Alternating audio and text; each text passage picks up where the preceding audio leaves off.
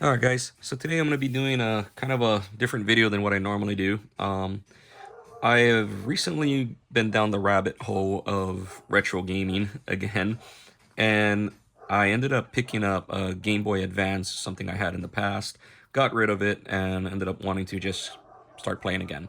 Anyway, all of this started with the R36S Eliminator game, whatever you call those things, where they have like 22,000 games on it. Started off with that, and then I realized, you know what, I want to get back into the old school stuff. So I ended up originally picking up this. This is the original Game Boy Advance, no modifications, nothing. And I didn't realize how bad the lighting on this thing was because there was no backlight. Don't know how I played this as a kid without the lights, but apparently we did. But lo and behold, the new stuff came out, and I saw this as a custom build from an Etsy shop, and I ended up picking this up from them. So this is a custom built with a backlit screen.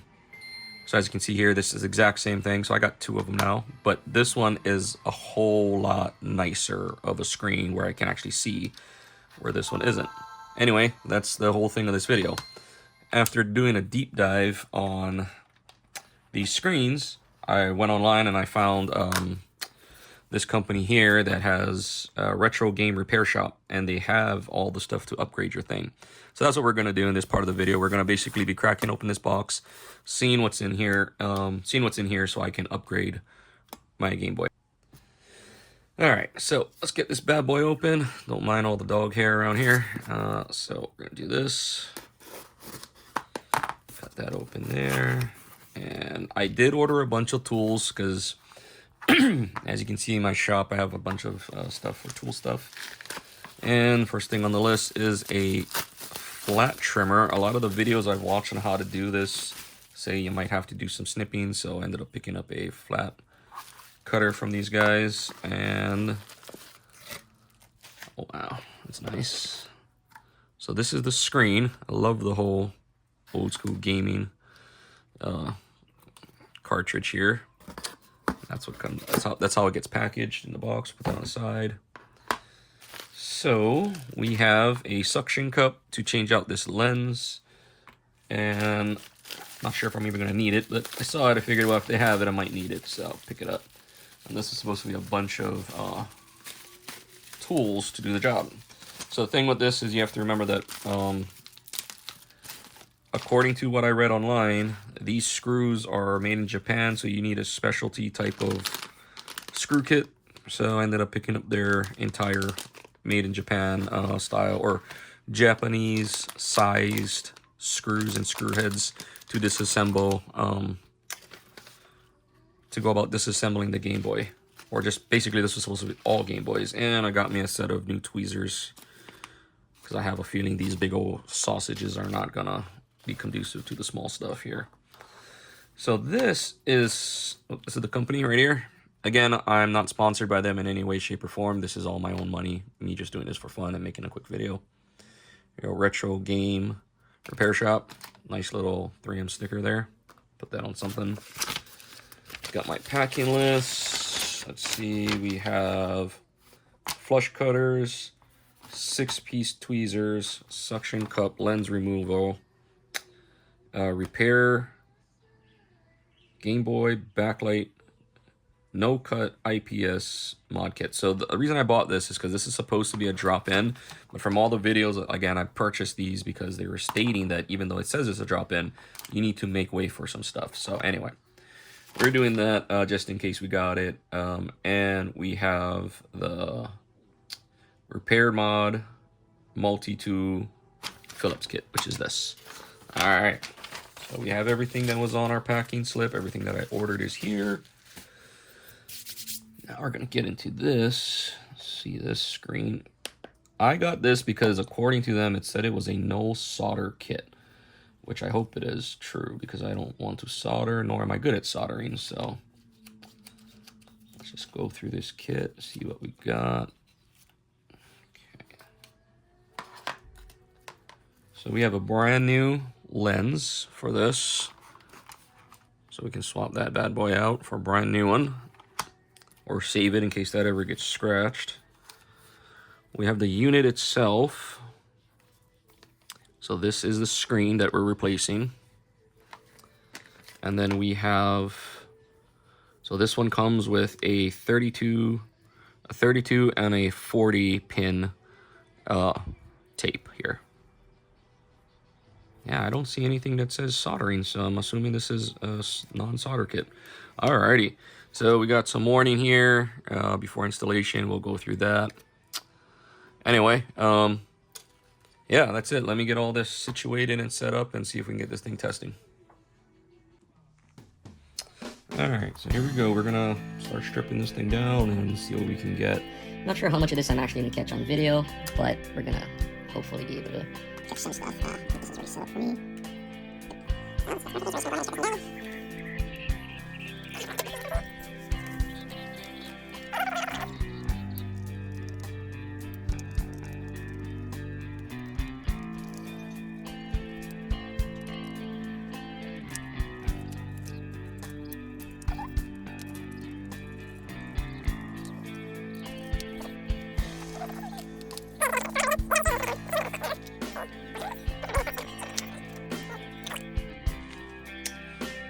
Alright, so I got a regular Phillips here. I'll hunt that down.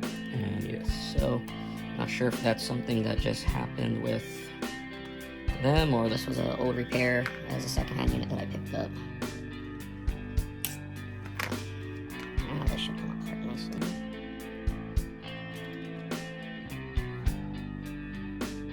okay, side. And the first thing we're gonna look for is which pin we have. That is right up here where it says 40. So we are gonna be using the 40 pin slot. So each one is different. Each one will actually tell you right there where what length of pin this is, the 40 pin or the 32 pin. So we know it's a 40, we'll use the 40. What we're gonna do now is we're gonna rip all this out.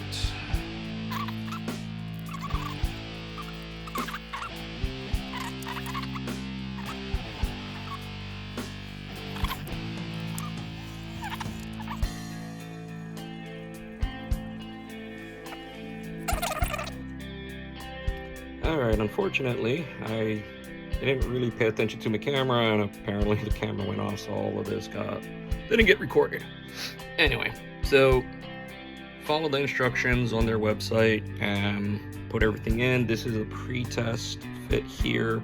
As you can see, the screen is way brighter and it looks pretty aligned from this angle. So yeah, that's the internals here. Gotta be very gentle with this ribbon wire here, and we are going to go ahead and put this together. Show you what that looks like when it's done, since I'm not taking all of this apart to do another video. Okay, so got it all basically all sandwiched back together. We're going to be running a test run on it. I didn't put any screws in it just in case I have to take it apart, and we are going to attempt that with the game here. So first off, before we put the game in, let's just turn it on, make sure that it works. Nice. So we're looking for alignment. Alignment looks decent, but we're really not going to tell until we put a game in. So we're going to go ahead and put this in. Turn it on.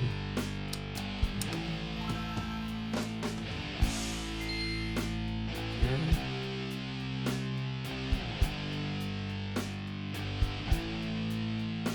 Okay.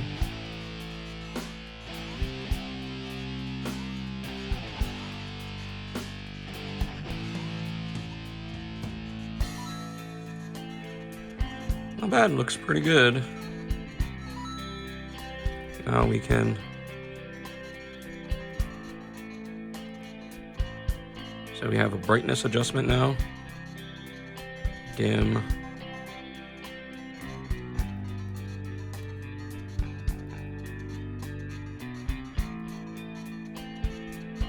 So if I put it on 2, okay, we'll have it on 2. Let's turn this off, see if it goes back to 2. It has a memory.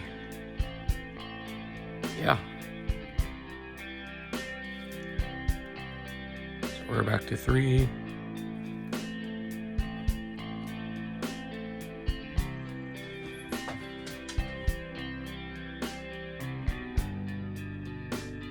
Just get running on a 4. That actually looks pretty decent.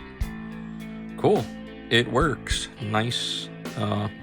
So I'm gonna go ahead and get the rest of this screws in. Let's just turn this off.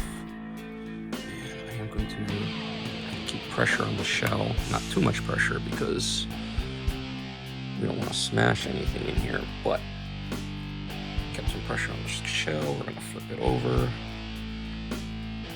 And now I'm gonna remove all this. These.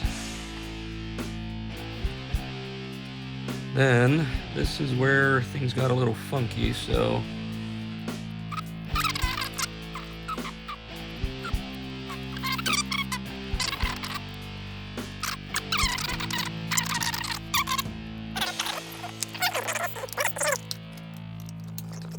let's try. Looks in nicely. Turns on. And this one, the sensor is located up here, where the other one that I bought is a soldered sensor, so you can actually press the buttons. But this seems to be working pretty nice. Let's see. It's around here. There. Press and hold. So now we have a backlit screen. So this takes it to the HD.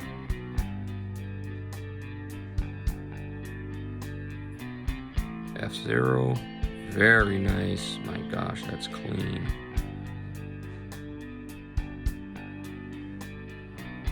HD.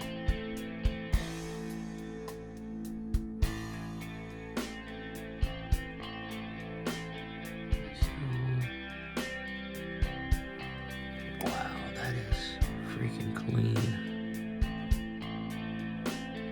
All right, let's run a fast game.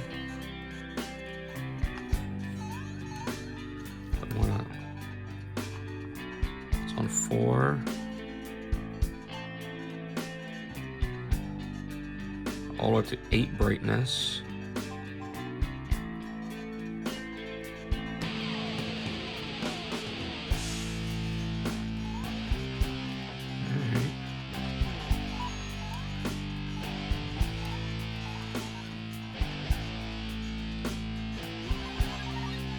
Yeah, man, I mean, totally worth it if you have... Oops.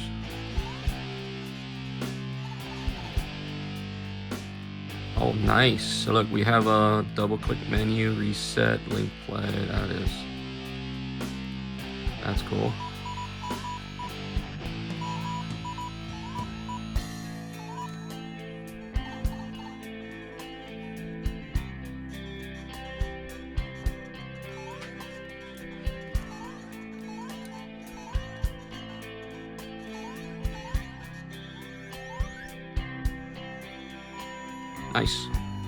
Nice clean run through. Volume works nice.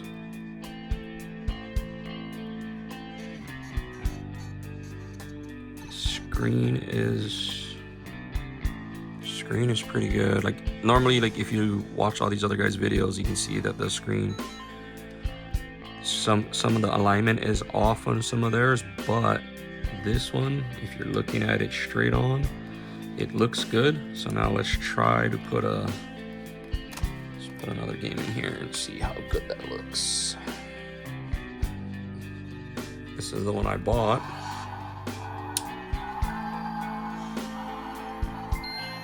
I gotta say, man, these things are super clean now. Like, I can't believe it. Where was this screen when I was growing up? Anyway, guys, pretty cool. Like I said, I'll link the guy who made this one for me on Etsy. Super cool guy. Walked me through the whole process on what he was gonna build for me. And again, I just had this one, this original one, and I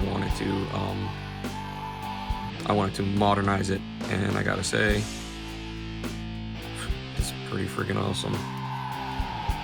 Super clean. Alright, you guys want to get back into retro gaming and maybe bring an old Advance to life? By all means, check out these guys here. Alright. Excuse me. Questions, comments, you know where to leave it. Check you guys out later.